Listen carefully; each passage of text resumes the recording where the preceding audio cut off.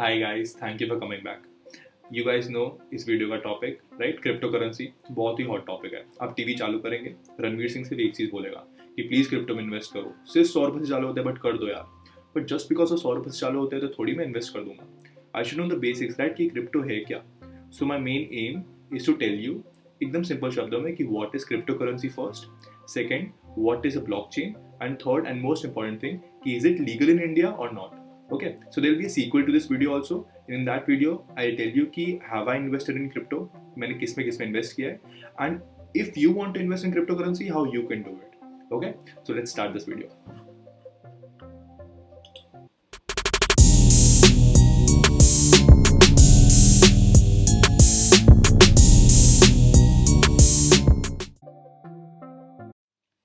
Guys, a disclaimer before you start watching this video. Please पूरा video देखिएगा.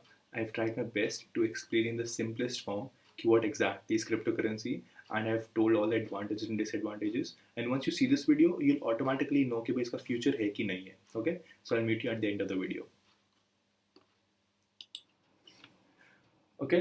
So cryptocurrency में जाने से पहले I'll tell you two things. ठीक है? क्रिप्टो में दो चीज़ें होती है. There's cryptography and there's cryptocurrency. So what is cryptography? Ancient times में क्या होता था ना कि if there's a person A, he wants to send a particular message to a person B. अभी A और B का रेफरेंस मैं आगे वीडियो में बहुत बार करूँगा, इसलिए get use to it. So if there's a person A, उसको मैसेज भेजना है पर्सन B को, तो वो उसको क्रिप्टिक फॉर्म में कन्वर्ट कर देगा. क्रिप्ट मतलब ही सीक्रेट होता है. ओके, सो वो उसको क्रिप्टिक फॉर्म में कन्वर्ट कर देगा सच दैट कि it is only understood by the person it is desired to be understood by. मतलब वो एक नॉर्मल लेमैन के लिए अनइंटेलिजिबल होगा, कोई उसको नहीं समझ पाएगा. तो this was what was cryptography. अब इस पे ही बेस्ड हमने क्रिप्टो करेंसी बनाई. अब क्रिप्टो करेंसी का डेफिनेशन क्या होता है? It is a digital form of currency. बोलने में बहुत सिंपल है, but it's too deep. Okay, so अब ना मैं आपको मनी की हिस्ट्री बताता हूँ थोड़ी सी. What is money? Money is anything that we exchange for value. आप कोई भी चीज़ दे रहे हैं और उसके एक्सचेंज में आपको वैल्यू मिल रही है, तो it can be correlated with money. पुराने ज़मानों में अपने पास क्या होता था? We use to have milk, cow, buffalo, यही सब चीज़ होता था. वी यूज टू एक्सचेंज, अपने को वैल्यू मिलती थी. फिर धीरे धीरे गोल्ड आया. We use to exchange gold, अपने को वैल्यू मिलती थी. बट फिर प्रॉब्लम आई कि अपन गोल्ड को स्टोर कहाँ करें. तो फिर आया कि we use to go, gold को अपन गवर्नमेंट को देंगे, government will give us a receipt, and that receipt will be use for transaction.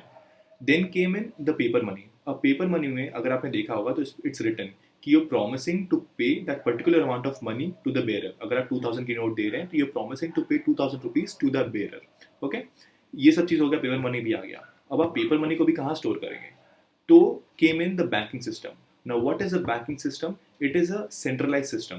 Centralized system मतलब कि it is controlled by a group of people, and this is the main demerit. मैं आगे बताऊंगा आपको, but this is the main thing. Okay, ठीक है. So I'll tell you the business model of banks. Banks पैसा कैसा बनाती है.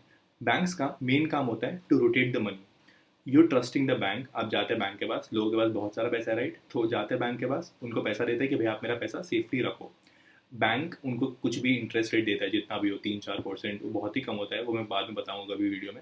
बट आपका पैसा कम ही हो रहा है बिकॉज ऑफ द इन्फ्लेशन. तो बैंक उनको इंटरेस्ट रेट देती है, और बैंक उतना सारा पैसा लेके सबका they lend loan to people who wanted. ठीक है, और उनको वो चार्ज करेगी इंटरेस्ट ज़्यादा, 7-8% जितना उसको चार्ज करना है. सो द डिफरेंस बिटवीन जो इंटरेस्ट वो हमको दे रही है और जो इंटरेस्ट वो चार्ज कर रही है, वो उसका प्रॉफिट होगा. अगर मुझे वो 4% दे रही है और दूसरे बंदे को वो 8% ले रही है, तो 4% तो उसका प्रॉफिट हो गया. वो 4% रखेगी वो. अब we are trusting the bank completely कि भाई आप हमारा पैसा रखो सेफली.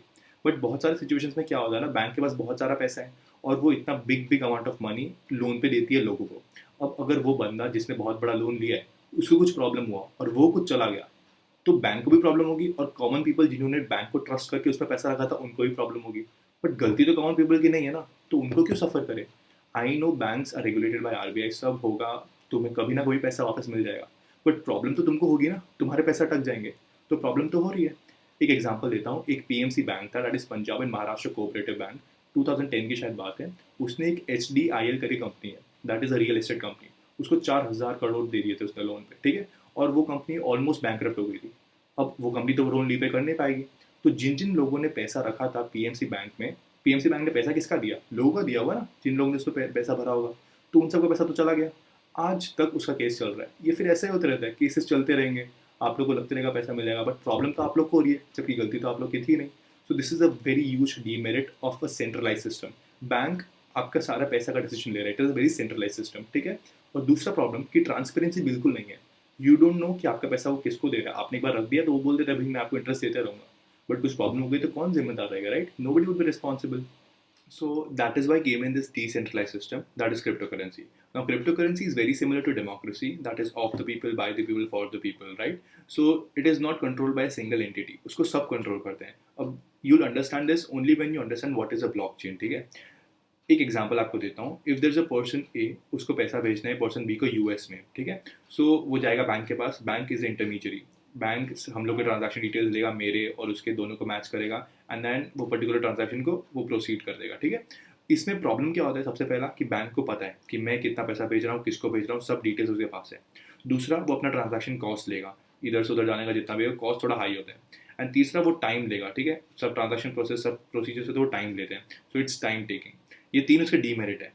सिमिलरली अगर क्रिप्टो करेंसी होता ना इस केस में, तो क्या होता कि if person A wants to send to person B, उसके फायदे क्या है? सबसे पहला कि कोई भी जोग्राफिकल बैरियर नहीं होगा. अगर मुझे इधर से कोई भी वर्ल्ड में भेजना है ना, तो transaction time is very minimal. It varies coin to coin. It can be as low as 4 seconds for a particular coin and सबसे ज़्यादा होता है कि बिटकॉइन के लिए 10 minutes, ठीक है? मैक्सिमम 10 minutes होता है फॉर ट्रांजैक्शन. तो transaction time is very low. उसके बाद बिकॉज कोई इंटरमीडियरी नहीं है, so transaction cost is very low, ठीक है? बहुत ही मिनिमल के हिसाब से होता है. एंड तीसरा कि it is very fast. So these are the merits और एडवांटेजेस ऑफ बिटकॉइन और क्रिप्टो करेंसी इन जनरल. अब क्रिप्टो करेंसी के डिसएडवांटेजेस क्या है, ठीक है? वो तो इंपॉर्टेंट बात है ना, वो तो पता होना चाहिए. सो होता क्या है ना, देयर आर 3 वेब सिस्टम्स. सबसे पहला आया था वेब 1.0 इंटरनेट में. इन वेब 1.0 क्या होता था? You could just go out there and use all the content that's there on the internet, but you can't post yourself. Second आया web 2.0 that we are using right now. Instagram, Snapchat, YouTube, ये सब आ गया. Now you can go, you can post yourself and you can interact with people.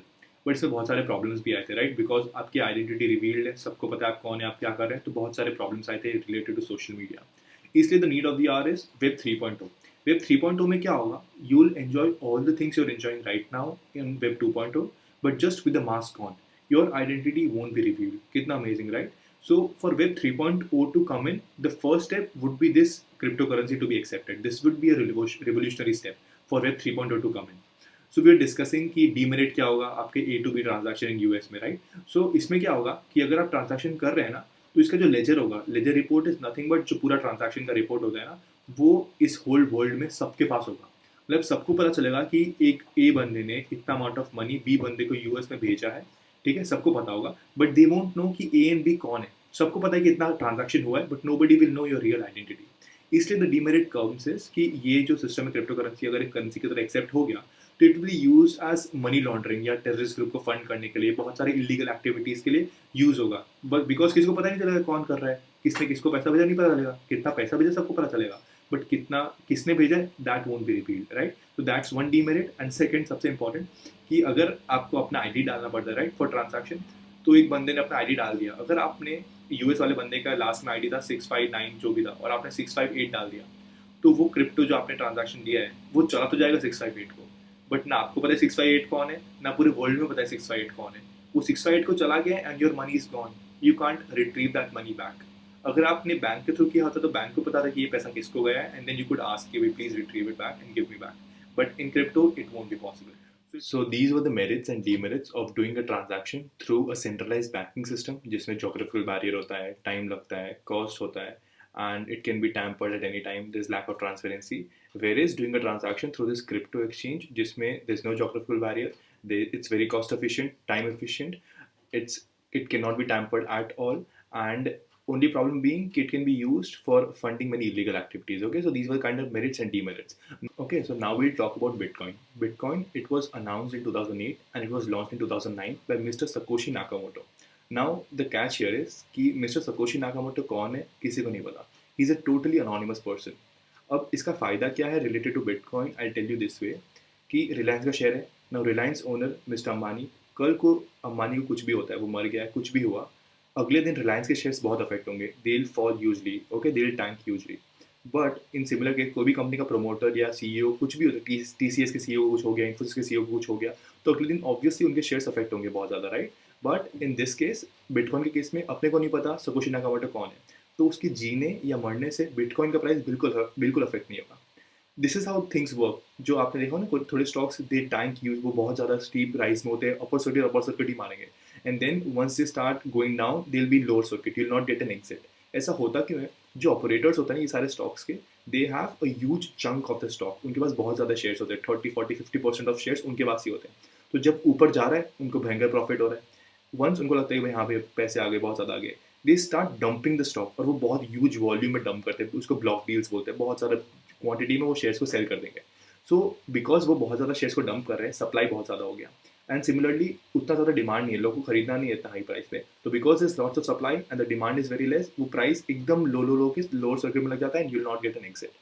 इसी समय में I tell you one more thing, जो paper money है, अपना फेड हो गया या अपने government, they are printing money crazy. आपको नहीं पता, fed is printing trillions and trillions of dollars. Okay, it's like a bubble. When will this bubble burst, God knows, but बहुत ज़्यादा प्रिंटिंग चल रही है. बट बिटकॉइन के केस में क्या है, there is only 21 million bitcoin out there. Okay, उसमें से 18.6 million bitcoin have been mined. Now what is bitcoin mining, that's a whole another video.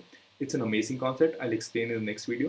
But Bitcoin 18.6 million mine हो चुके हैं, and it is expected that by 2040 21 के 21 million bitcoin mine हो जाएंगे. तो जो सप्लाई है that's just 21 million, and demand धीरे धीरे बढ़ेगी. इट्स बीन सेड, आपको लगता होगा कि ये तो 50 लाख पे चल रहा है और कितना बढ़ेगा, बट इट्स बीन सेड कि अभी it's just a beginning. Already it has rallied a lot, but it's just a beginning. तो बिकॉज अभी डिमांड चालू हुआ है, डिमांड बहुत ज़्यादा बढ़ सकता है, स्कोप बहुत है बढ़ने का, बट सप्लाई बढ़ ही नहीं सकता. It's just 21 million out there. So ऐसा अज्यूम किया जाता है कि every one, any person who owns a single bitcoin would obviously be a future millionaire. Okay, मेरे इस कहने पे प्लीज़ आप जाके एक बिटकॉइन मत खरीद लीजिएगा, please consult a financial advisor before deciding anything. But it's said out there, ठीक है, वही मैं आपको बता रहा हूँ जो बाहर बोली बातें चल रही है. सो अब एक और चीज़ है बिटकॉइन के बारे में, that it's too volatile in nature. मतलब 2012 में इट्स प्राइस वॉज 0.04 पैसा.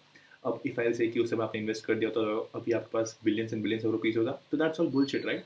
ऐसा कोई भी आपको बोलता है कि आपने अगर 2001 में आयशर मोटर्स के शेयर ले लिए होते, instead of buying A bullet bike, you would have millions of rupees right now. That's all bullshit. आपने क्या किया होता तो आपका क्या होता, दैट डजेंट मैटर, राइट? आप क्या कर सकते हैं, that's all what's important. So it's a very irrational thing that people say. तो इसका क्या है कि 2012 में इसका प्राइस 0.04 पैसा था.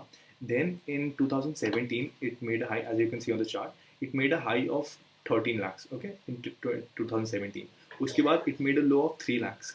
Okay, then again it made a high of 49 lakhs. Then again it made a low of 20 lakhs. Now it's again trading at 49 lakhs. So it's a very volatile asset. If you want to invest in, just understand the volatility of this nature, of its volatile nature. उसके बाद you can plan to invest in such things. So now coming to the main point that everybody wants to know, is it legal or not? So Bitcoin or any other crypto, it's totally legal to invest and trade in them. अब हुआ क्या था, in 2018 RBI told to all the banks कि you don't have to keep any relations with the crypto exchanges or companies. But soon ये decision को उन लोग ने टर्न ओवर कर दिया था एंड उन्होंने बोला कि now you can keep the relations with the crypto exchanges. ऐसा क्यों उन्होंने किया? बिकॉज जो भी लोग ट्रेड करना चाह रहे थे इन क्रिप्टो और इन्वेस्ट करना चाह रहे थे, now when you trade you pay lot of brokerage, STT duty, GST, बहुत सारे टैक्सेस आप पे करते हैं, राइट? तो that's lots of revenues being generated for the government. तो उनको क्या प्रॉब्लम होना चाहिए? वो लोग तो ट्रेड कर रहे हैं, जो लोग ट्रेड कर रहे हैं तो वो करने दो, तो उनके तो रेवेन्यू बढ़ रही है. So now they made it legal कि नाउ यू कैन इन्वेस्ट और trade, but it's not a legal tender. आपने जितने भी ऐड देखेंगे, coin DCX, coin switch Kuber, WazirX, सबके सारे एड्स में नीचे लिखा रहता है कि it's a legal asset but it's not a legal tender. Now what is a legal tender? Legal tender is anything that you can use to settle financial obligations. मतलब अगर आप कोई भी चीज़ को लेके या दे के आप कोई भी चीज़ खरीद सकते हैं, that's a legal tender. Now bitcoin और any other crypto is not a legal tender in India, but एक ऐसे मतलब देयर आर सर्टन प्लेसेस जहाँ पे ये एक्सेप्ट हो रहे हैं, जैसे एल सैल्वाडोर करके एक जगह है जहाँ पे bitcoin is a legal tender. मतलब उधर कोई भी चीज़ का आपको खरीदना है, कोई सामान खरीदना है, सब्जी खरीदनी है, जो भी खरीदना है, you can purchase that in exchange of bitcoin. But that's not the case for any other asset that you are investing in a country, right? आप कोई भी शॉप में जाके इंडिया में ऐसा तो नहीं बोलेंगे कि मैं आपको 5 shares ऑफ TCS या इन्फोसिस देता हूँ, give me things. That's not how things work, right? So all the other assets that you're investing, it's the same as Bitcoin. तो now you can even see Bitcoin as not a, don't think कि Bitcoin आगे जाके currency की तरह accept होगा कि नहीं होगा. Bitcoin per se और Ethereum per se is not what you should invest in. The underlying technology जो इसके ऊपर based है, that is the blockchain technology. Now I wanted to explain the blockchain technology in this video, but it's such a vast topic and such amazing topic that it requires a whole another video. So in the next video I'll explain about blockchain as well. Blockchain technology होने के कारण ही it is tamper proof. Okay, उसको कोई भी tamper या कुछ नहीं कर सकता because of the blockchain technology. Okay, so what people are saying right now is कि इवन दो बिटकॉइन रहेगा या नहीं रहेगा, it is doubt, it is a question, but blockchain is obviously the future. Okay, they're backing blockchain like anything. All the big people, Elon Musk, Bill Gates, anybody you say, okay, Robert Kiyosaki, everyone, they're backing blockchain technology a lot rather than Bitcoin specifically. So you can see Bitcoin, not Bitcoin, but crypto as an asset in which you can invest. I'm not asking you to invest, but you can see it as an investment opportunity. So now a few things about the technical analysis of the Bitcoin chart. It's like कि already Bitcoin rally कर चुका है. It had made a high of 48 lakh 78,000.